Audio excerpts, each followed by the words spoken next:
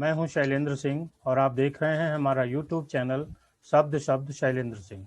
आज हमारे साथ भोजपुरी फिल्मों की बहुत ही खास अभिनेत्री हैं अंजना सिंह जी, जो बेसिकली बहराइच की रहने वाली हैं।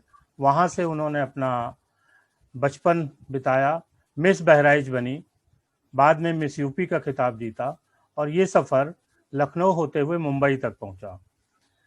70 से अधिक फिल्में अंजना जी कर चुकी हैं। तमाम फिल्में ऐसी हैं जिनको दर्शकों ने उनके नाम पे देखा।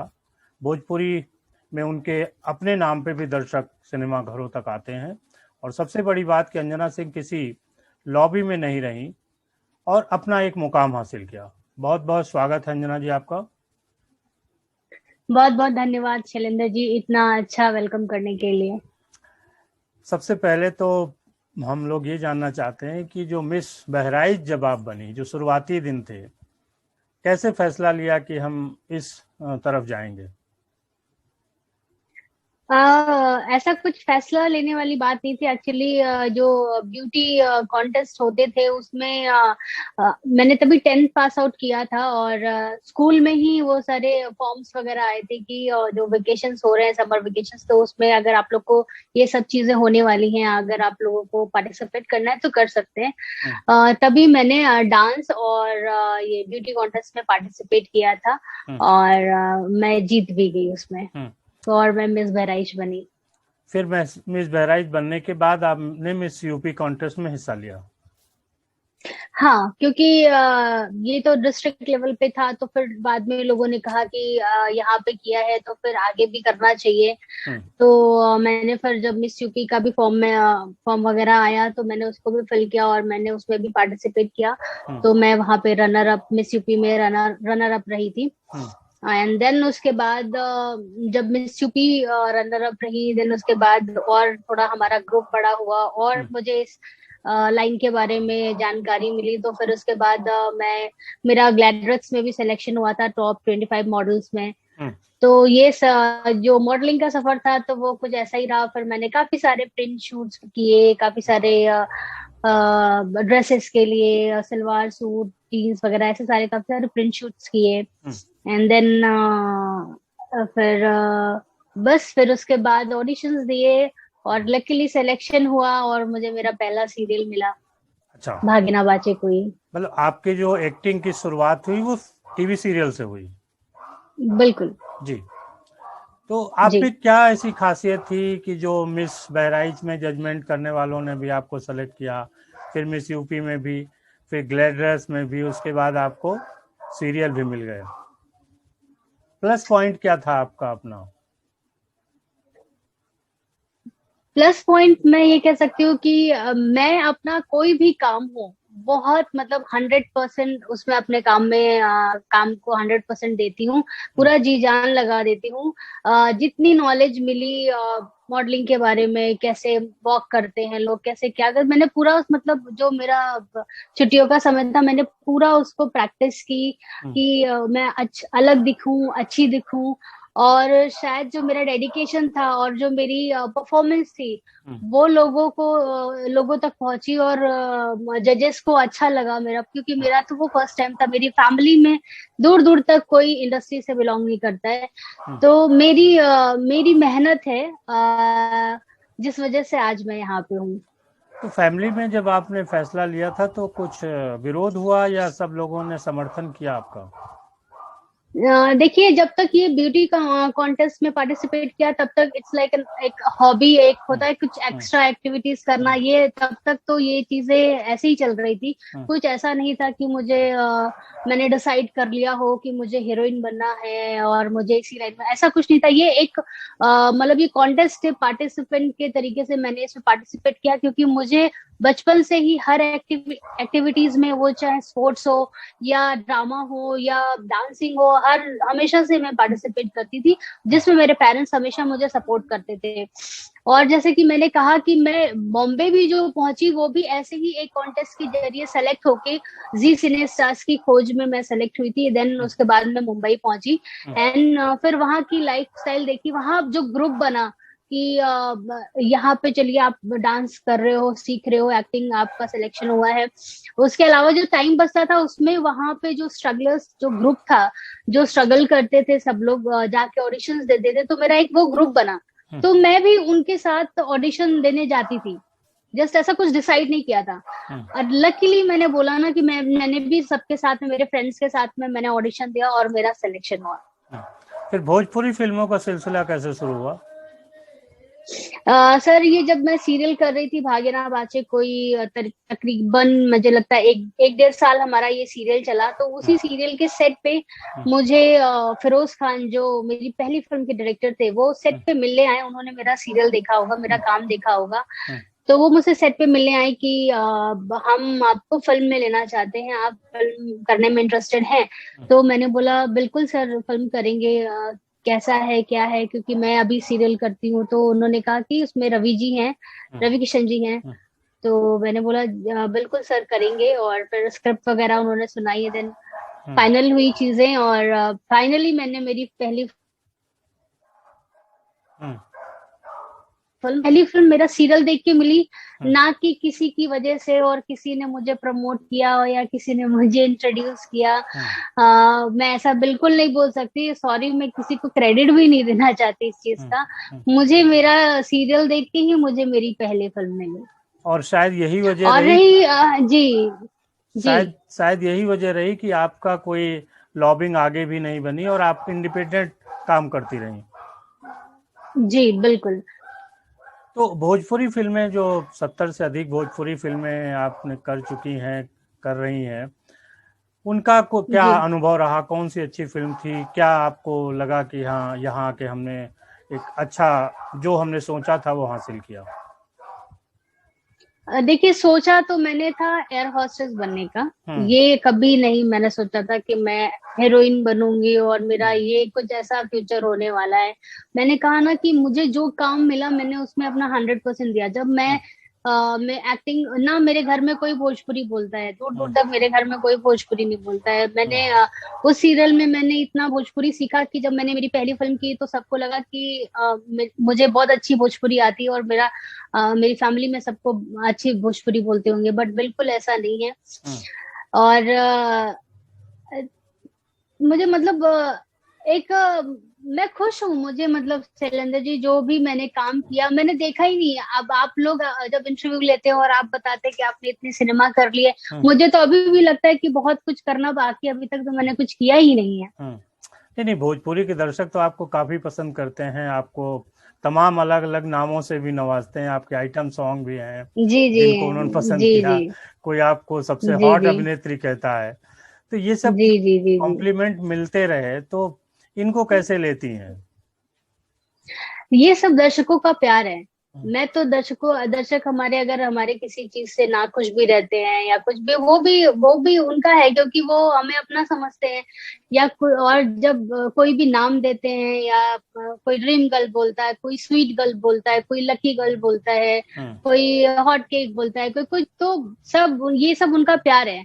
ये सब उनका प्यार है जो हम लोग उन्हें अपने अभिनय से उनको एंटरटेन करते रहते हैं। ये उसके बदले यही तरीका है उनका प्यार मिलने का, कमेंट्स करके, हमारी फिल्म देख के, हमारे गाने को लाइक करके, हमारे गानों पे वीडियोस बना के, ये सब उनका प्यार है जो कि अच्छा लगता है। आप भोजपुरी आपकी मदर टंग नहीं थी, लेकिन भोजपुरी आपने सीखी और आप बहुत अच्छा परफॉर्म करती हैं।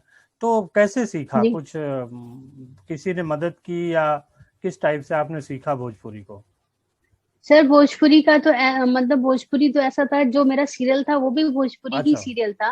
और आप यकीन नहीं करेंगे, जब मेरा शॉर्टलिस्ट हुआ, मैं शॉर्टलिस्ट हुई सीरियल के ऑडिशन में, तो उसके बाद चैनल में मीटिंग होती है, क्रिएटिव्स लोग मिलते हैं और मुझे भी बुलाया गया वहां पे। और उन्होंने मुझसे पूछा कि आपको भोजपुरी आती है? मैंने बोला, मैंने वहां पे झूठ बोला, मैंने कहा हाँ आती है। तो उन्होंने कहा कुछ बोलिए। तो जो मैंने ऑडिशन में सारे डायलॉग्स याद किए थे वही डायलॉग सेम वहां पे बोल दिए फ्लो में। तो बोले वाह, इनको तो बहुत अच्छी भोजपुरी आती है। मैं चुप बैठी, मैंने कुछ नहीं बोला। मैं बोला अरे डन हो रहा है, होने देते हैं, फिर मेहनत करेंगे, बाद में मेहनत करेंगे। तो सिखाने वाला वहां पे भी कोई नहीं था। तो चूंकि मैं नई थी और सिलेक्शन हो गया लीड में, तो थोड़ा सा जो मतलब और आर्टिस्ट थे, तो वो जो न्यू कमर्स के साथ होता है, थोड़ा सा खींचना ये सब था, सेट पे होता था। तो मुझे मतलब इतना था, ऐसा एक्सपीरियंस था कि मुझे ग्रीन रूम में बैठने भी नहीं दिया जाता था कमेंट पास करके।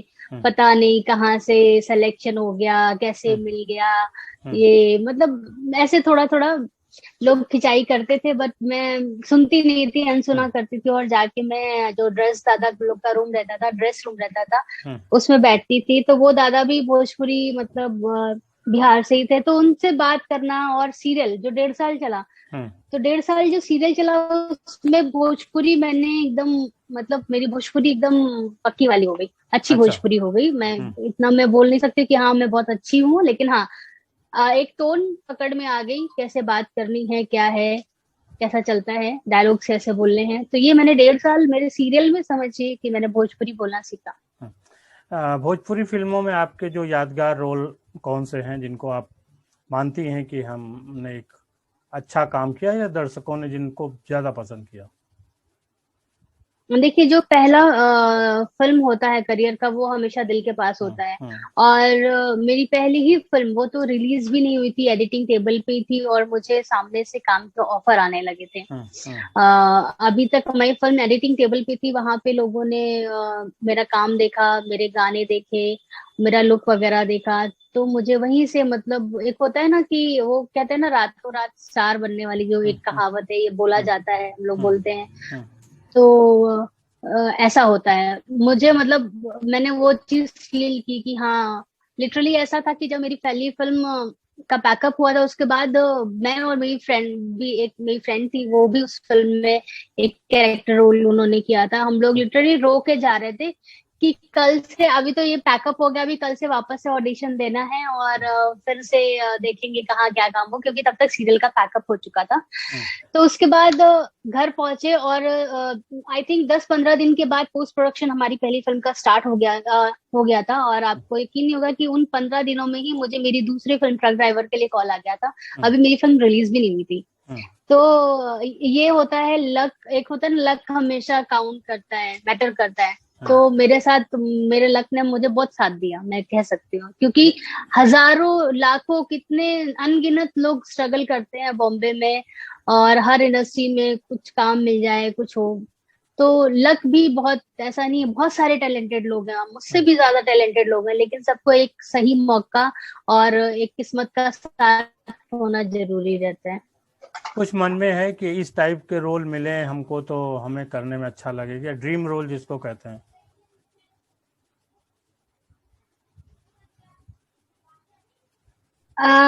बिल्कुल है, मुझे वुमेन ओरिएंटेड फिल्में करना ज्यादा पसंद रहता है, जैसे कि आजकल बन रही हैं, जैसे बायोपिक करना मुझे अच्छा लगता है।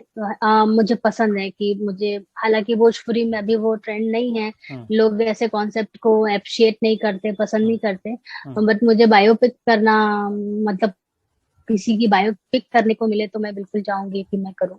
तो मन में कोई तो विचार होगा कि फला की बायोपिक हमको करने को मिले तो मुझे बड़ा अच्छा लगेगा, कौन वो है? अभी जैसे जैसे कि ऑलरेडी मैरी कॉम के ऊपर तो फिल्म बन चुकी है, जैसे साइना है, या ये है अपनी साइना मिर्जा या साइना नेहवाल, इन लोग के ऊपर बने। और काफी सारे, रानी रामपाल जो हॉकी प्लेयर हैं और कप्तान भी रह चुकी हैं, उनकी बायोपिक बने तो बिल्कुल करना चाहूंगी। मतलब स्पोर्ट्स वुमेन आपको पसंद है?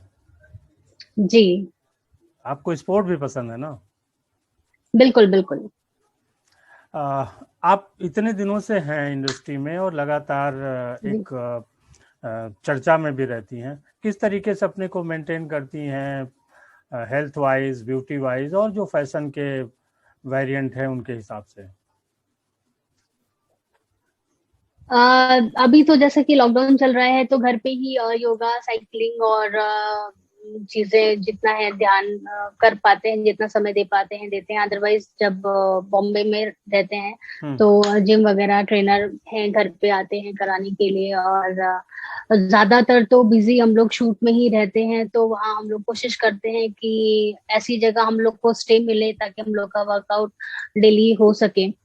और ब्यूटी के लिए तो मैं ज्यादातर मतलब ऐसा कुछ मैं बाहर की चीजें ऐसा यूज नहीं करती। मैं घर घर की ही जैसे होम रेमेडी, ये बेसन है, बेसन और हनी, ये सब मिक्स करके फेस पैक लगा लेना, वॉश कर लेना। मैं साबुन या फेस वॉश थोड़ा कम ही इस्तेमाल करती हूँ। तो ऐसे थोड़ा बहुत है जो अपने यूज में लाती हूँ चीजों को। भोजपुरी में और बाकी फिल्म इंडस्ट्री में भी छोटे शहरों की, या हम कहें बहुत सारे लड़कियां भी छोटे शहरों की भी वहां पहुंचने लगी हैं, बहुत प्रतिभाशाली भी हैं।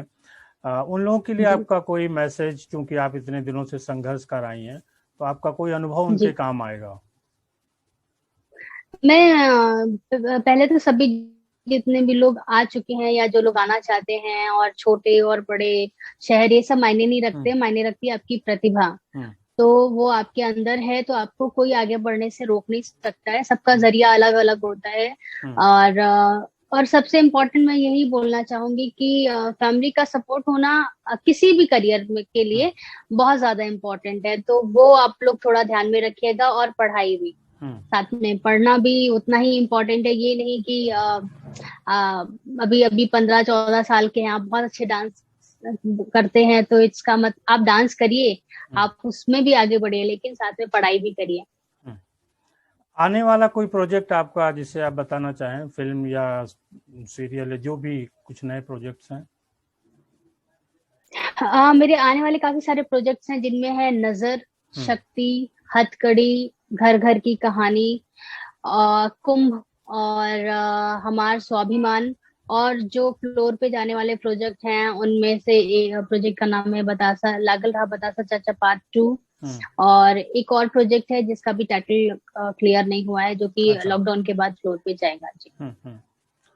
अच्छा, अब आप जब सक्सेस के उस दौर में हैं, कुछ ऐसे पल होते हैं जिनको आदमी जीवन भर याद रखना चाहता है, और कुछ ऐसे भी पल होते हैं जिनको याद नहीं रखना चाहता। कुछ हम लोगों के साथ शेयर करिए।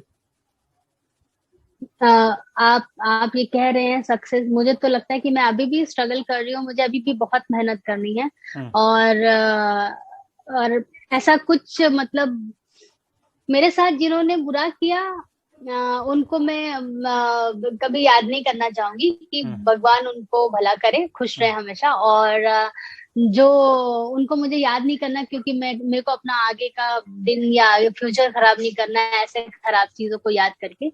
और जो लोग मेरी खुशी में खुश रहते हैं, मैं उन सभी लोगों को दिल से धन्यवाद कहना चाहती हूँ कि आप सब लोगों का इतना प्यार और आशीर्वाद और सपोर्ट रहा कि मैं आज यहाँ पे हूँ।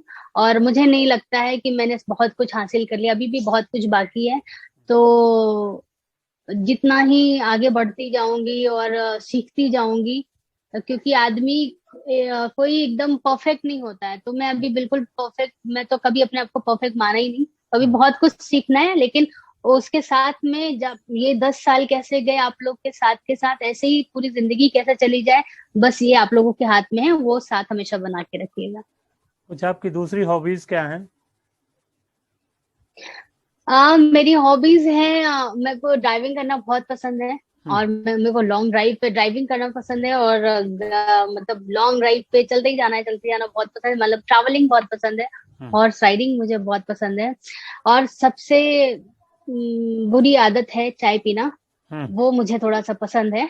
कितनी पी जाती और हैं दिन में? नहीं, इतनी भी नहीं पीते, बस हाँ, इतनी नहीं पीनी चाहिए, लेकिन हाँ मैं पी लेती हूँ। मुझे चाय पीना पसंद है। और अच्छा म्यूजिक सुनना पसंद है। और जब घर में रहते हैं तो घर में उतल पुतल करना पसंद है। ये चीज इधर रखी है तो ये इधर क्यों रखी है, उसको उधर रखवा देती हूँ, वो यहाँ क्यों रखा है। तो ये मतलब खाली टाइम में मुझे ये सब करना, मतलब घर को इधर से उधर करना बहुत पसंद है। Black is your favourite colour? Black नहीं, yellow is my favourite colour. Okay. और कुछ हम लोगों के साथ आप अपना चीजें शेयर करना चाहती हो जो हमसे पूछने में रह गया हो? नहीं नहीं, आपने सब कुछ पूछ लिया, कुछ भी नहीं रह गया। कुछ भविष्य की प्लानिंग बताइए। भविष्य तो मतलब भविष्य तो ऐसा है कि जो अभी काम कर रहे हैं, बस बहुत अच्छे अच्छे मुझे प्रोजेक्ट्स मिले और अच्छे अच्छे प्रोजेक्ट्स में मैं अच्छा अच्छा अभिनय करूं और उससे मैं अपने दर्शकों को हमेशा एंटरटेन कर सकूं। बस यही फ्यूचर के बारे में मैं सोचती हूँ। चलिए, बहुत शुक्रिया अंजना जी आपका, और सभी साथियों आपका भी बहुत शुक्रिया। आप ऐसे ही हमारा चैनल देखते रहें, लाइक और सब्सक्राइब करते रहें। हम इसी तरह आपको नए नए लोगों के साथ और उनकी जो बातें हैं वो सुनवाते रहेंगे। एक बार फिर से आप सभी का बहुत शुक्रिया। Thank you so much thank Shailendra ji, thank thank you. You.